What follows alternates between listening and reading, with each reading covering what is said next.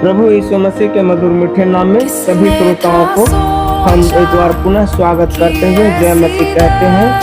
आप सुन रहे हैं प्रार्थना और आत्मिक जीवन श्रृंखला भाग 3। आज हम एक बहुत महत्वपूर्ण विषय पर विचार करने जा रहे हैं। प्रार्थना में बने रहना संकट में भी विजय का मार्ग है। भाइयों और बहनों, हमारे जीवन में बहुत सी ऐसी परिस्थितियां आती है जब हमें लगता है कि अब रास्ता दिखाई नहीं दे रहा। कभी परिवार की चिंता होती है, कभी बच्चों के भविष्य की चिंता होती है, कभी आर्थिक समस्या सामने होती है, कभी बीमारी, विरोध और सफलता या लोगों की बातें हमारे मन को परेशान करती है।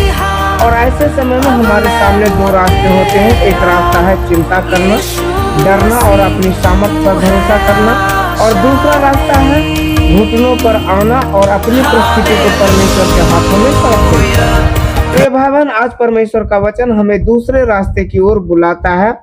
फिलिपियंस चैप्टर 4 वर्स 6 और 7 में पौलुस कहता है कि किसी भी बात की चिंता ना करें, बल्कि हर बात में प्रार्थना, विनती और धन्यवाद के साथ अपनी मांग परमेश्वर के सामने रखें। तब परमेश्वर की शांति हमारे हृदय और मन की रक्षा करेगी। प्रिय भाई बहन, ध्यान दीजिए, पौलुस यह नहीं कहता कि जीवन में समस्या नहीं आएगी।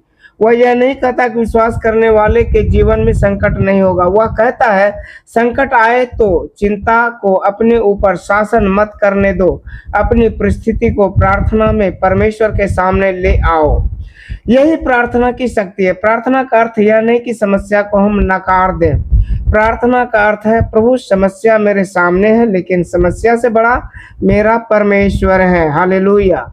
और इसी सत्य को समझाने के लिए आज हम बाइबल के एक महान व्यक्ति दानियल के जीवन को देखते हैं। दानियल केवल प्रार्थना करने वाला व्यक्ति नहीं था, दानियल का जीवन ही प्रार्थना का जीवन था।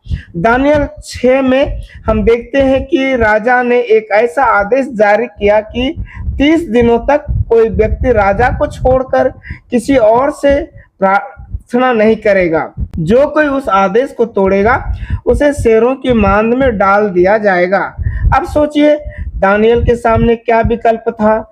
वह कह सकता था कुछ दिनों के लिए प्रार्थना बंद कर देता हूँ, परमेश्वर तो मेरे दिल को जानता ही है, मैं चुपचाप अपने कमरे में रहूंगा, अपनी जान बचाने के लिए थोड़ा समझौता कर लेता हूँ। लेकिन दानियल ने ऐसा नहीं किया।